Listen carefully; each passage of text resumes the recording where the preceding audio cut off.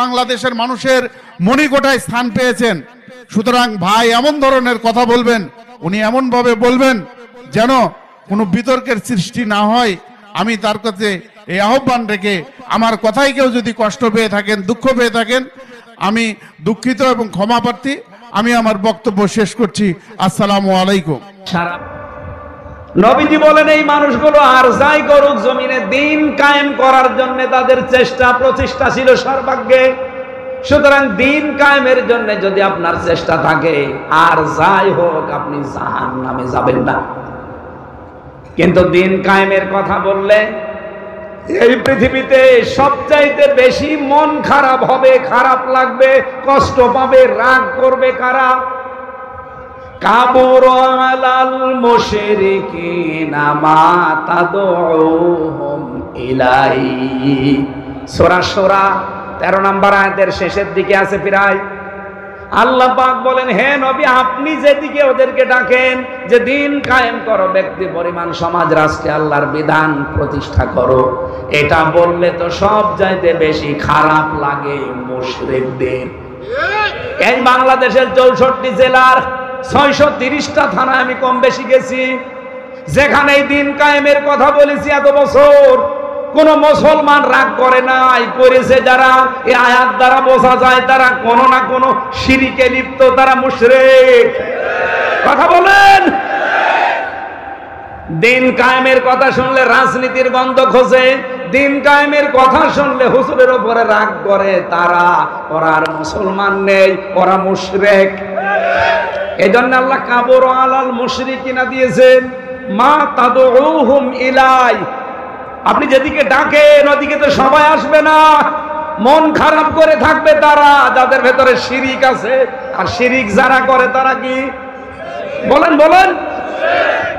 এই 1 তারিখের জরিপ পেয়েছিলাম, আজকে 2 তারিখ না, 31 তারিখের, 31শে আগস্টের একটা জরিপ পেয়েছি। এই বাংলাদেশের 18 কোটি মানুষের ভেতরে মাত্র 7 কোটি 20 লাখ মানুষ চাই এদেশে আল্লাহর দিন কায়েম হোক। বাকি যারা চাই না, কসম আল্লাহর, আপনার জীবনে অবশ্যই কোনো না কোনো ভাবে শিরিক ঢুকেছে। আর শিরিক ঢুকলে আপনি যেহেতু মুশরিক, আর আপনার কাছে এটা খারাপ লাগবে। আপনাকে দিয়ে আল্লাহ দিন কায়েমের কাজ করাবে না, জীবনেও না। আল্লাহু ইয়াজতাবি ইলাইহি মাইয়াশা ওয়া ইয়াহদি ইলাইহি মাইয়ুনিব। আল্লাহ পাক বলেন, তোমাদের ভেতরে আল্লাহ যাকে ইচ্ছা মনোনীত করেন, নির্বাচিত করেন, পছন্দ করেন, তাকে দিয়ে কাকে? ওয়াহদি ইলাইহি মাইয়ুনিব। যে ব্যক্তি আল্লাহর দিকে মন থেকে ফিরে আসতে চায়, আল্লাহর দিকে যারা মন থেকে ফিরে আসবেন তাকে আমার আল্লাহ দুনিয়াতে দিন কায়েমের কাজে লাগিয়ে দেবে। বাংলাদেশে আগস্টের 5 তারিখের আগে, গত আগস্ট, মাত্র 100 জনের 15 জন বলতো আমরা এই দেশে ইসলাম কায়েম করতে চাই। মাত্র 100 জনের 15 জন। এখন বেড়ে আপনি 1 বছর 1 মাসে কত % বেড়েছে দেখেছেন? কিছুদিন সময় যেতে দেন। আমার তো মনে হচ্ছে এই দেশে যে হারে দাওয়াতি কাজ চলছে দিনের পক্ষে, 100 ভাগের 100 ভাগ মানুষ বলতে বাধ্য হবে আমরা দিন কায়েম চাই। রাজবাড়িতে একজনের বাড়ি, ওনার নাম গোবিন্দ চন্দ্র পরামানিক, হিন্দু মহাজোটের মহাসচিব। লোকটা কয়েকদিন আগে ঘোষণা দিয়েছে বাংলাদেশে 54 বছর তো ছাতা বহু কিছু দেখলাম, এবার আমরা এই দেশের রাষ্ট্রীয় ব্যবস্থায় ইসলামকে দেখতে চাই। এমনকি সে সরাসরি নাম ধরেই বলেছে যে আমরা জামাত ইসলামীকে দেখতে চাই। তাহলে এই দেশে কোনো সংখ্যালঘু নির্যাতন হবে না। একটা হিন্দু যদি আশায় বুক বেঁধে সামনে এগিয়ে আসতে পারে, আপনার কি হয়েছে? আপনি নাম আগে মুসলমানের মোহাম্মদ লেখেন, আবার আগাও ছোটবেলায় কেটে রেখেছেন। আসেন না একবার দেখি আল্লাহর বিধানটা সংসদে একটু নিয়ে যান। 5 বছর লাগবে না, মাত্র আমি গ্যারান্টি দিলাম 2 বছর যদি এইটা দিয়ে চলে এই দেশ মিনি জান্নাত হয়ে যাবে। কোনো ভয় থাকবে না আপনার মনের ভেতরে। রব্বুল আলামিন বলেন, ইয়া বানি আদামা, হে বনি আদম সন্তান, ইম্মা ইয়াতিয়ান্নাকুম রাসূলুম মিনকুম, যদি তোমাদের কাছে যে রাসূলগুলো এসেছে, ইয়াকুসুনা আলাইকুম আয়াতি, যারা তোমাদের কাছে আমার আয়াতগুলো এভাবে বর্ণনা করে করে শোনায়, বলেন তো এখন কে রাসূল দুনিয়ায় আছে? আছে। এই যে রাসূলুন দিয়েছেন আল্লাহ, রাসূল না দিয়ে রাসূল দিয়েছেন বহু বচন। রাসূল যদি এখন নাই থাকবে তাহলে রাসূলুন দিলেন কেন বহু বচন? রাসূল দিতে পারতেন।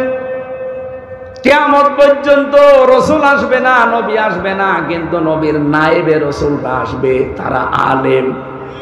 কথা বলেন না কেন? আল উলামা ওয়ারাসাতুল আম্বিয়া, ওলামারা হচ্ছে আলেমরা নবীর নায়েব, উত্তরাধিকারী, স্থলাভিষিক্ত।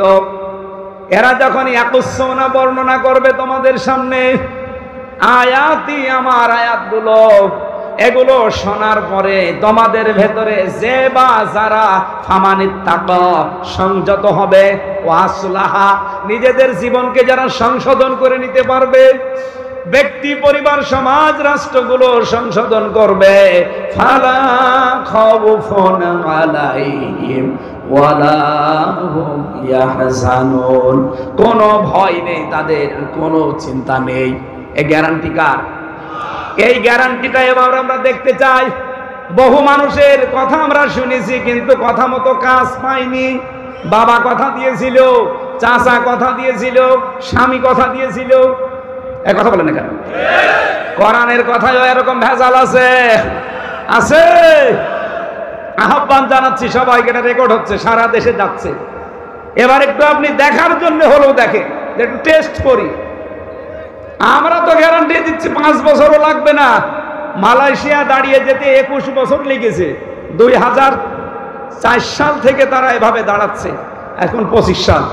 21 বছরে দেশটা দাঁড়িয়ে গেছে আজ বিশ্বের মানচিত্রে। আর আমরা 54 বছরেও দাঁড়াতে পারি নাই। শুধুমাত্র এই 1628 জন মানুষ ওমরের মতো বানানো দরকার। ইসলাম পন্থে যারা আছে, বিশেষ করে জামাত ইসলামী, আমি বিশ্বাস করি এদের এই 1628 জন মানুষই এরকম যোগ্য এবং সৎ আছে। কথা বলুন। তারা 2টা মন্ত্রী ছিল, 4 আনা দুর্নীতি পাওয়া যায়নি। 2টা মন্ত্রী, 4 আনা দুর্নীতি পাওয়া যায়নি। 350 উপজেলা চেয়ারম্যান ছিল, 1000-এর উপরে তাদের ইউনিয়ন চেয়ারম্যান ছিল, 1500-র উপরে মেম্বার ছিল। এতগুলো জীবন সারা বাংলাদেশে আপনি একটু জরিপ চালান, 1টা টাকা দুর্নীতি তাদের নেই। সাতক্ষীরার এক চেয়ারম্যান ইউনিয়নের, আমি নিজে দেখেছি, লোকটা 10টা থেকে 4টা পর্যন্ত কাজ করে ইউনিয়নে, আর বিকাল 4টা থেকে রাত 8টা পর্যন্ত তরকারি বিক্রি করে। আপনি আল্লাহর ওলি খোঁজার জন্য চলে যাচ্ছেন আগ্রসী, আল্লাহর ওলি খোঁজার জন্য চলে যাচ্ছেন বরিশাল, আল্লাহর ওলি খোঁজার জন্য চলে যাচ্ছেন সিলেটে। কে বলেছে আল্লাহর ওলি তো ওই লোকটা যে তার কর্মজীবনে সঠিক। জামাত ইসলামী বাংলাদেশের যে কোনো দোষ থাকতে পারে, মিথ্যা সত্য মিলিয়ে, কিন্তু এই দোষ এই দেশে কেউ দিতে পারে না যে জামাতের লোক মেরে খায়, এরা চাঁদাবাজি করে। আর কথা বলা লাগবে, গ্যারান্টি আছে এদেশে নেই। শিবিরের উপরে যে 2টা দোষ দেওয়া হয়েছে, ডাহা মিথ্যা, বলা হয় যে তারা রগ কাটে। 1977 সালে তাদের প্রতিষ্ঠা, এই 25 সাল পর্যন্ত, আজ পর্যন্ত শিবির রগ কেটেছে, আমার দেখা তো নেই, জানাও নেই। ধর্ষণ মামলা আজ পর্যন্ত শিবিরের একটাও নেই। বাংলাদেশের 630টা থানায় 77 থেকে 25 পর্যন্ত খোঁজ নিয়ে দেখেন, একটা ধর্ষণ মামলা নেই। অথচ কত দোষ এদের উপরে দেওয়া হয়, আমরা নাকি নারী বিদ্বেষী। আরে ভাই, এই বাংলাদেশে সবচেয়ে বেশি নারীদেরকে সম্মান দেই আমরা। একজন তো কয়েকদিন আগে ঘোষণা দিয়েছে, আমরা যদি পাস করি, সামনে হলগুলোতে মেয়েদের হলে ছেলেরা যাবে, দেদারসে কোনো অনুমতিও লাগবে না। একটা কথা হইল।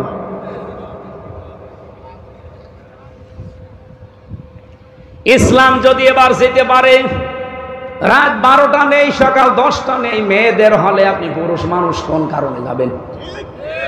বলেন, একটা ষড়যন্ত্র করে এটা লাগাতে চেয়েছিল। শরীফ শরীফার গল্প তো এমনি দেয়নি, দিয়েছে এই কারণে। ওইটা যদি সত্যি, আমার মনে হয় হাসিনা যদি না পালাতো এতদিন ওইটা এই দেশে চলতো। সারাদিন একজন বলছে আমি শরীফ শরীফ, ঠিক আছে, রাত 10টার পরে বলছে আমার কেমন যেন শরীফা শরীফা লাগছে। ও যতই শরীফা শরীফা লাগুক, ওর মাল মশলা শরীরে যা আছে জীবনেও শরীফা হবে, ও শরীফই থাকবে। কিন্তু যেহেতু হাইকোর্ট রায় দিয়েছে যে তোমার মনে হলেই তুমি শরীফা, ও বাধ্য করবে আপনাকে মহিলা হোস্টেলে ও সিট নেবে। যেই হোস্টেলে আপনার মেয়ে আছে, আপনার বোন আছে, আপনার ফুফু আছে। বলেন তো এই সমস্ত মেয়েদের ভেতরে শরীফ থেকে যে লোকটা শরীফা হয়েছে, ও যদি যায় ঠিক থাকবে? যখন আপনার মেয়ে আপনার সামনে আসবে অবৈধ সন্তান নিয়ে পেটে, কিচ্ছু বলতে পারবে না। এইটা চাচ্ছিল, আর এগুলো সব করছিল দাদাদের প্রেসক্রিপশন অনুযায়ী। আল্লাহ আমাদেরকে বাঁচিয়েছে। এমনকি ষড়যন্ত্র করার 5 এবং 8 বৃত্তি পরীক্ষা থেকে 100 মার্কের কোরআন হাদিস ছিল, সেইটা অলরেডি এই 15 বছরে তুলে দিয়েছে। আমরা চাই আবার ওটা সংযুক্ত করা হোক। চান না আপনারা? ছেলে মেয়েগুলোকে যদি ওইভাবে গড়ে তুলতে না পারেন দিনের শিক্ষা দিয়ে, ওনারা আইন পাশ করে পাহারা দিয়ে জীবনও ঠিক রাখতে পারবে না। বাধ্য হবে আপনার সন্তান কিছুদিন পরে আপনাকে হয় মাদকের মামলায় আপনি সহ সন্তান জেলে যাবেন, অথবা আপনাকে বৃদ্ধাশ্রমে রেখে আসবে। আমরা আশা করছি আমাদের শিক্ষা ব্যবস্থা 1 থেকে মাস্টার্স পর্যন্ত 100 মার্কের কোরআন যেন দেওয়া হয়। সেদিন একটা সেমিনার ছিল, তারেক জিয়া সাহেবের ঘনিষ্ঠ যারা, একেবারে ঘনিষ্ঠ, তাদের 2 জন, এবং এই দেশে ইসলামপন্থী যারা আছে সবগুলো আমাকেও ডেকেছি। ঢাকাতে একটা সেমিনার হয়েছে এইভাবে যে আমরা আগামীতে চাই 1 থেকে মাস্টার্স পর্যন্ত কোরআনে কারিমের 100 মার্ক মাস্ট বি পার্সোনাল থাকা লাগবে, এবং এর জন্য আলাদা আলাদা শিক্ষক দেওয়া লাগবে। একটা কলেজের যদি 25 জনের বেতন হয়, একটা ধর্মীয় শিক্ষকের বেতন হবে না? বলেন। কলকাতার মতো জায়গায় হিন্দু মমতা ব্যানার্জি সেই মসজিদের ইমাম, মুয়াজ্জিন, খাদেমকে বেতন দেয় সরকারি ভাবে। আর বাংলাদেশে আমরা 92% মুসলমান, পারি না। পারবো কি করে? সব তো আল্লাহর ওলিরা পাচার করে, কেউ বেগম পাড়া, কেউ সাহেব পাড়া। আল্লাহর খেলা উল্টা, কেউ থাকতে পারে না। এই তো বাইরের দেশে গিয়েছিলাম, শয়তানরা থাকতে পারে না। যে হোটেলে উঠেছি, নিচে নেমে দেখি 2 শয়তান চা খাচ্ছে। হুজুর দোয়া করেন, আমরা আগেই পালিয়েছি। পালালেন কেন?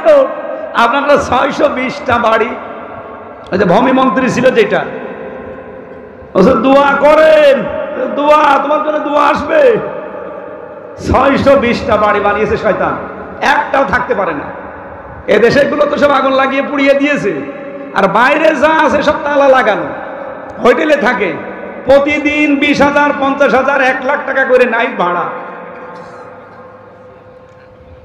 জেলখানার মতোই আছে। কি করলেন এই অবৈধ সম্পদ গুলো এক জায়গায় করে? নিজেও এখন ভোগ করতে পারেন না, তালা লাগানো সাহেব পাড়া থাকেন তো হোটেলে হোটেলে ভাড়া করে। এদের থেকেও শিক্ষা নিতে পারেন না? যারা চাঁদাবাজি করে, এদিক ওদিক করে, বাবা শাহজালাল, মদের কাছে কুত্তা বিড়াল সব হালাল, এই নীতিতে যারা চলতে চাচ্ছেন, মনে করেন আপনি এই 2 বছরে 50 কোটি টাকার মালিক হয়ে গেলেন, কি করবেন আপনি? এরপরে যদি সুযোগ আসে জনগণের, ও 50 কোটি তো যাবেই, মাঝখান থেকে 32 নম্বরও যাবে। ওই মাঝে মাঝে আজাবুল বুলডুজার নাজির হবে, 32 নম্বর শেষ। ভালোই চলছিল, হঠাৎ করে উনি নাড়াচাড়া দেয়, আর এই দেশের মানুষ বুলডুজার নিয়ে ছোটে। এই জন্য আপারে বলবো, আপা যেভাবে আছেন খেয়ে দিয়ে ওখান থেকে মরে যান, আল্লাহ আপনারা যেখানে দেয় দেবে। এই মাঝে মাঝে এরকম নাড়াচাড়া দিয়েন না, দিয়ে 32 নাম্বার আর 33 নাম্বার করি না। শেষে দেখা যাচ্ছে গোপালগঞ্জের এই কবর মবর সব উড়ে গেছে। এগুলো যদি কিছু হয় আপনার কারণে হচ্ছে, আপনি একটু চুপ থাকেন, আমরা অন্তত শান্তিতে থাকি। সেদিন বলেছিলাম যে গোপালগঞ্জকে মানুষ এত গালি দেয়, অন্তত এই জেলা যদি না থাকে তাহলে তো আর গালি দেবে না। তাহলে নড়াইলের ভেতরে, ফরিদপুরের ভেতরে আর মাদারীপুরের ভেতরে তিনটা আসন ওই জেলায়, এই 3 আসন 3 জেলায় ভাগ করে দেন, ও জেলা আর থাকবে না, কেউ গালি দেবে না। আমার উপরে রেগে গেছে, আরে আমি আপনাদের ভালোবাসি, ওই জেলা আছে বলে তো গালি দেয়। দেখেন না, ওনার জেলার পাশে বাড়ি, তাই আমার ভয়।